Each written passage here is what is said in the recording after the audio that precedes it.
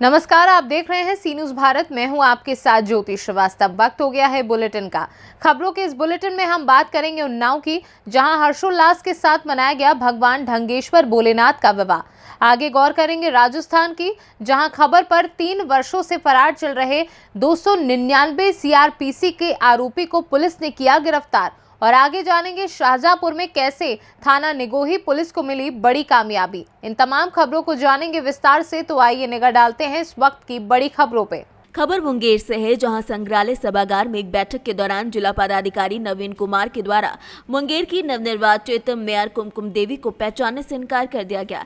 ऐसी घटना को लेकर प्रतिनिधियों में आक्रोश व्याप्त है। वहीं मेयर कुमकुम देवी ने बताया कि बिहार दिवस तैयारी को लेकर एक बैठक चल रही थी। इस बैठक में हम लोगों को आमंत्रित नहीं किया गया था, लेकिन फिर भी जबरदस्ती वो लोग इस बैठक में आए। बैठक में क्या? बैठक में तो हम जबरदस्ती आए हैं। अचानक कॉल किया गया तो आए हैं। हमको बैठक में कोई सूचना नहीं थी, ना कोई जानकारी थी।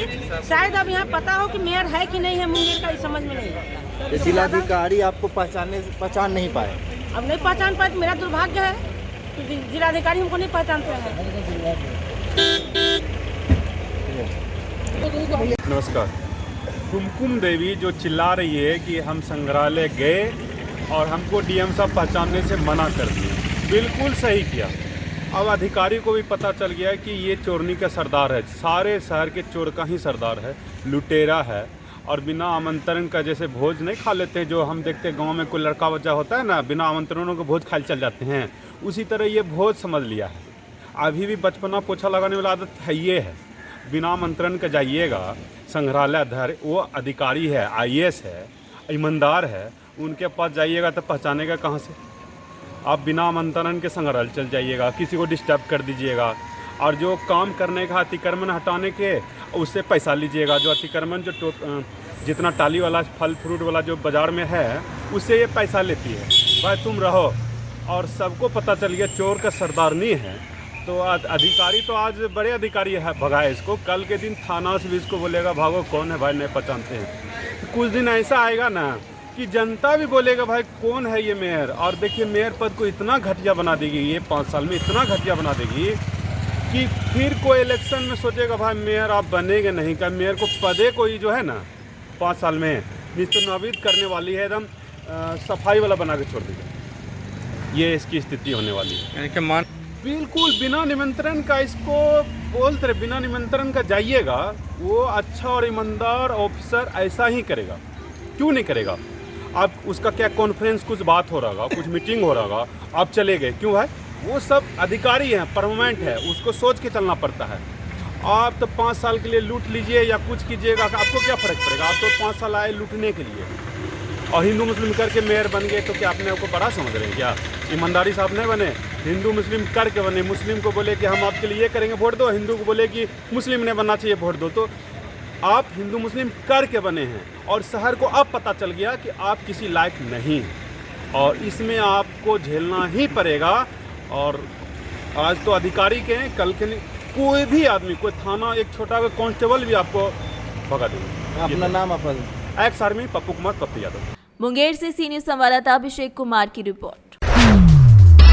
खबर राजस्थान से, जो बकानी में पुलिस अधीक्षक ऋचा तोमर कोटाई के तत्वावधान में सीआरपीसी के निर्देश पर चलाए जा रहे भगोड़ा और स्थायी वारंटियों की धरपकड़ अभियान के अंतर्गत बकानी थाना क्षेत्र के अंतर्गत राहुल पुत्र जुगल किशोर चंदेल, जिसकी उम्र 20 साल बताई जा रही है और शाहजहांपुर का निवासी है, उसे थाना प्रभारी Ashok Kumar, SI Brajraj Singh, head constable Ramlal, Brajesh Kumar, constable Jagdish Kumar के द्वारा गिरफ्तार कर लिया गया है।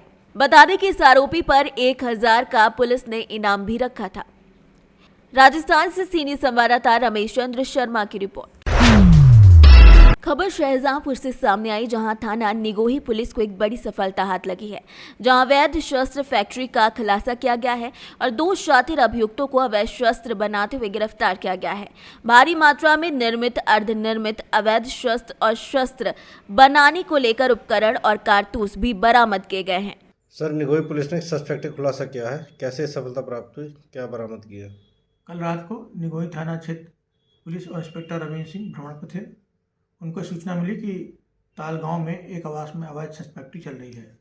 इस सूचना पर तत्काल उन्होंने अपनी टीम के साथ वहाँ तक भेज दी। तो मौके पर उक्त आवास से 2 व्यक्ति, इकबाल और मोहम्मद रफ़ी शस्त्र बनाते हुए पकड़े गए।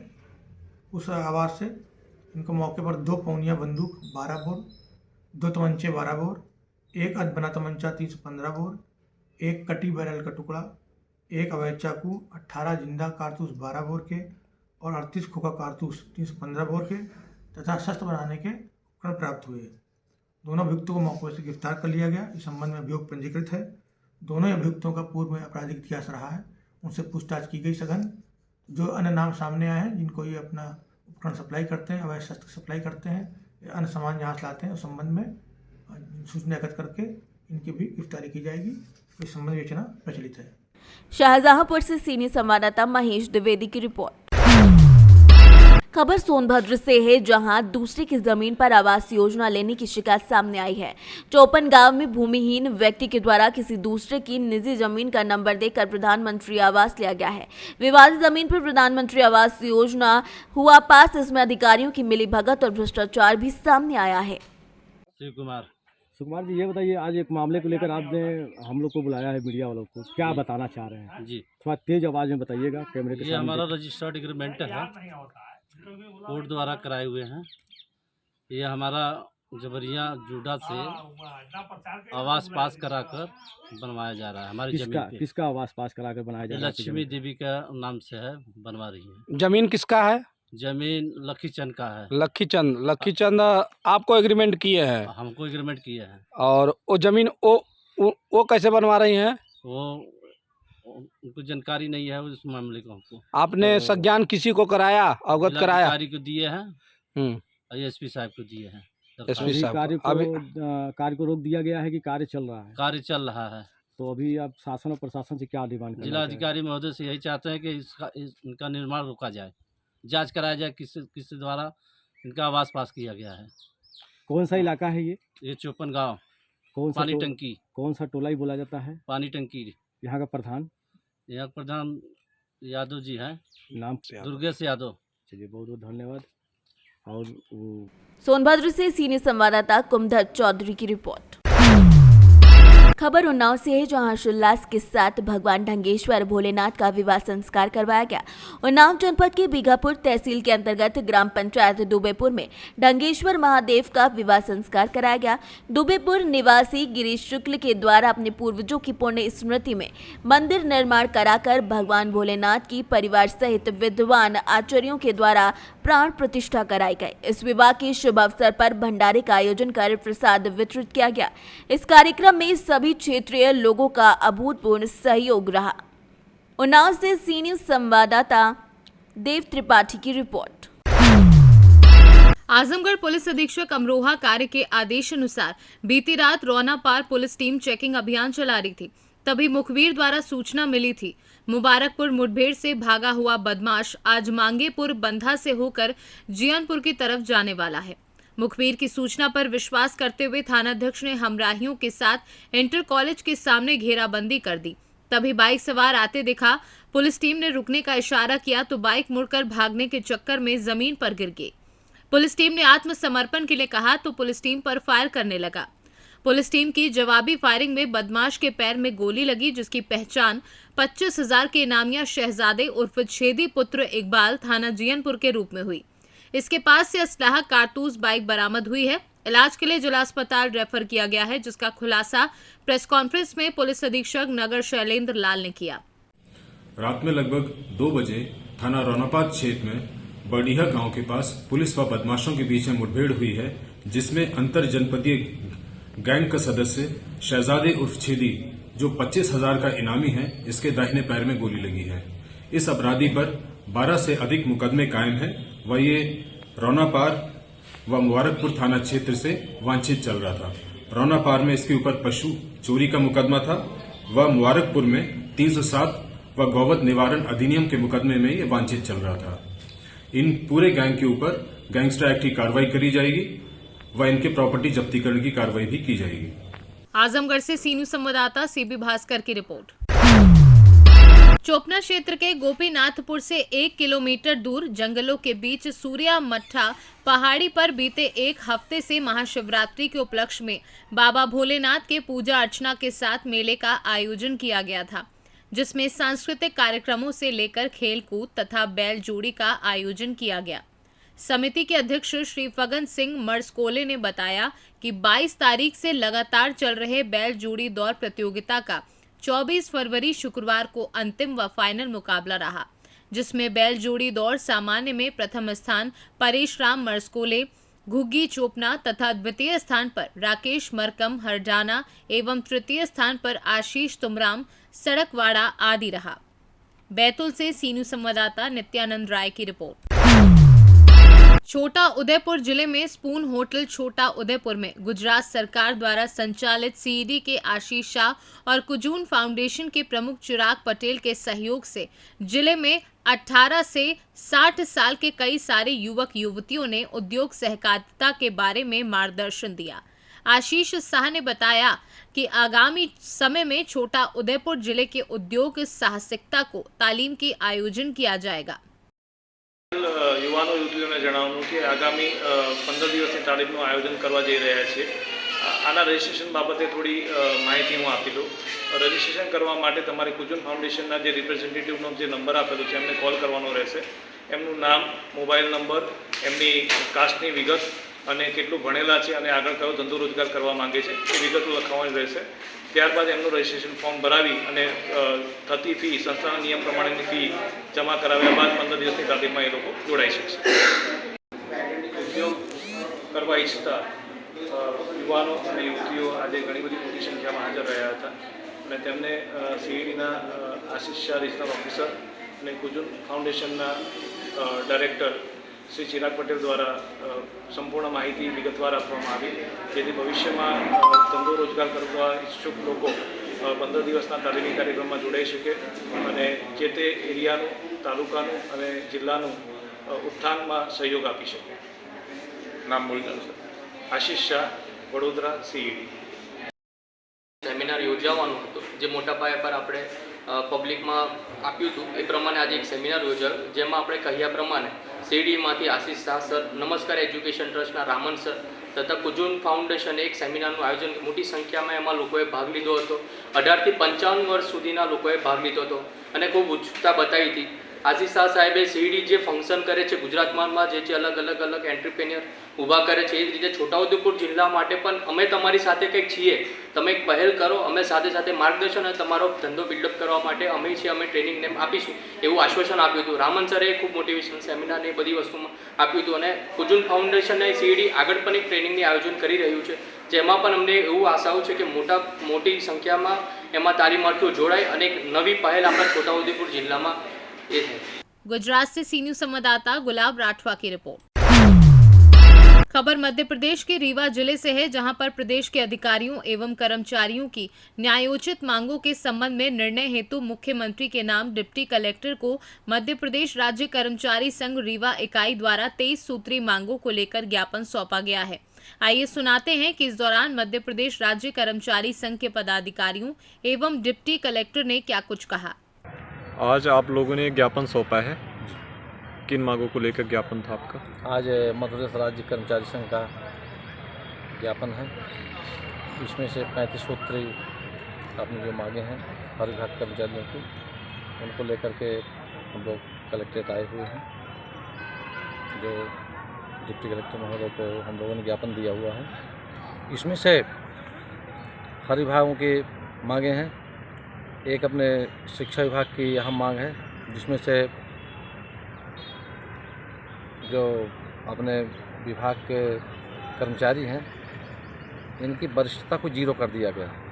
सबसे पहले तो जो शिक्षाकर्मी संविदा शिक्षक गुरुजी के रूप में नियुक्त हुए थे, 147 में अध्यापक संवर्ग गठन हुआ, तो अध्यापक बनने के दिनांक को उनकी 7 साल की सेवाएं, 7 से 9 साल की सेवाएं 0 हो गई और एक साथ 18 में मध्य प्रदेश शासन ने राज्य शिक्षा सेवक गठन किया। उस दिनांक से एक साथ 18 तक की सेवाएं हमारी सब शून्य हो गई। मतलब कर्मचारियों को शासन ने एक बोनसाई कल्चर में परिवर्तित कर दिया है। अभी तक जितने विभाग के कर्मचारी होते थे तो उनके पुरानी सेवाओं को मर्ज किया जाता था, मतलब नया कोई परिवर्तन हुआ तो उसमें सम्मिलन किया जाता था और हम लोगों के इसमें हर बार नियुक्ति शब्द आया हुआ जिसके कारण से हम लोगों की पुरानी सेवाएं सब शून्य हो चुकी हैं। इसके लिए हम लोग शासन से सदमाग कर रहे हैं कि हम लोगों की पुरानी सेवाएं काउंट की जाए। दूसरी बात, 1 जनवरी 2004 के बाद इंडियन आर्मी को छोड़ करके सभी विभाग के कर्मचारी एनपीएस में आ गए हैं। एनपीएस से आज जो कर्मचारी रिटायर हो रहे हैं तो उनको एक गैस का सिलेंडर भरवाने के लिए पैसा नहीं मिल रहा है। इससे बड़ा फ्रॉड और धोखा कुछ भी नहीं हो सकता। अपने जो लोकतंत्र के लोक सेवक हैं, वो लोक सेवक शब्द सुपरिभाषित शब्द हैं, जो आते हैं उन सबको पुरानी पेंशन का विधान है। यदि एनपीएस इतनी ही अच्छी है तो इनको एनपीएस क्यों नहीं दिया जाता है? हम लोग एनपीएस का विरोध करते हैं। ओपीएस हम लोगों को भी चाहिए। और एनपीएस में जो हम लोग कटौती भी हो रही है, तो इसमें से जो लोग रिटायर हो रहे हैं तो इतना बड़ा छलावा है। अभी किसी ने ग्रुप में डाला हुआ था, उसके खाते में 15,26,000 रुपये कटौती कुल हो रहे थे, जिसमें से पात्रता के लिए 1,35,000 बताया गया। इससे बेहतर तो ये है कि हम लोग जो कटौती हो रही है 10% की, वो भी बंद कर दी जाए। वो भी हम लोगों के लिए अच्छा रहेगा। बताइए, आपका क्या नाम है? शिवेंद्र मिश्रा, मध्य प्रदेश राज्य कर्मचारी संगठन के बैनर तले आज प्रदेश स्तर के आह्वान पर हम लोग जिला इकाई के पूरे सदस्य यहाँ कलेक्ट्रेट कार्यालय में इकट्ठा होकर और माननीय डिप्टी कलेक्टर महोदय को हम लोगों ने अपना 9 सूत्री मांगों को लेकर आज ज्ञापन सौंपा है। सबसे बड़ी महत्वपूर्ण मांगें हैं हमारी ओपीएस पुरानी पेंशन बहाली, जो पूरे राष्ट्र में चल रही है। राष्ट्र में हम आंदोलित है कर्मचारी, और ये हमारी जायज़ मांग है। सरकार से हम लोग अपनी जायज़ मांगों के लिए लड़ रहे हैं। क्यों लड़ रहे हैं? कि चूँकि सरकार का काम, चाहे हमारे शिक्षा विभाग के लोग हों, चाहे हमारे पंचायत विभाग के लोग हों, चाहे हमारे स्वास्थ्य विभाग के लोग हों, हम लोग सरकार का काम कर रहे हैं। और सरकार जो है अधिनियम को तोड़ मरोड़ करके हमारे कर्मचारियों का नुकसान कर रही है। हमारे कर्मचारी साथियों को नियुक्ति दिनांक की सेवा नहीं दे रही है। और सबसे जो महत्वपूर्ण मांगे हमारी आज पूरे प्रदेश में चल रही है, उन बैनर तले हम लोग आज इकट्ठा होकर अपना ज्ञापन पत्र दे रहे हैं। और हमें आशा है कि सरकार हमारी बातों को सुनेगी, चूँकि हम लोग सरकार का सहयोग किए हैं और कर रहे हैं। बताइए, आपने आज ज्ञापन सौंपा है, क्या कहना चाहेंगे? ये आज पूरे मध्य प्रदेश में हमारे प्रदेश के अध्यक्ष आदरणीय जितेंद्र सिंह जी के निर्देशानुसार मध्य प्रदेश के हर जिले में राज्य कर्मचारी संघ के बैनर तले ये ज्ञापन 23 सूत्री मांगों का ज्ञापन दिया जा रहा है।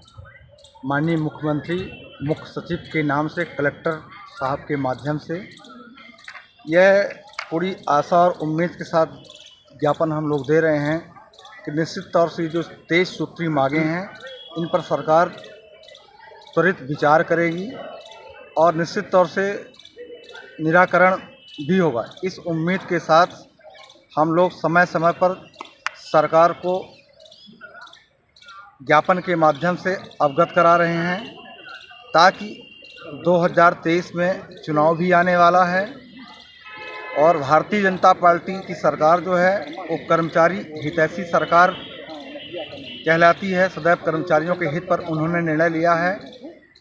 हम लोग इसी कारण से आज माननीय मुख्यमंत्री महोदय जी के नाम से यह ज्ञापन दे रहे हैं। निश्चित तौर से हमारी 23 सूत्री मांगों पर विचार करेंगे और जो भी उचित निर्णय होगा कर्मचारी हित पर निर्णय लेंगे। कितना समय बीत गया कि आपने पहली बार ये ज्ञापन दिया था? यह ज्ञापन तो लगभग मान कर चलिए कि जब से सरकारें मध्य प्रदेश के अंदर बनी हैं तब से कर्मचारी आंदोलित ही। रीवा से सीनू संवाददाता अर्जुन तिवारी की रिपोर्ट।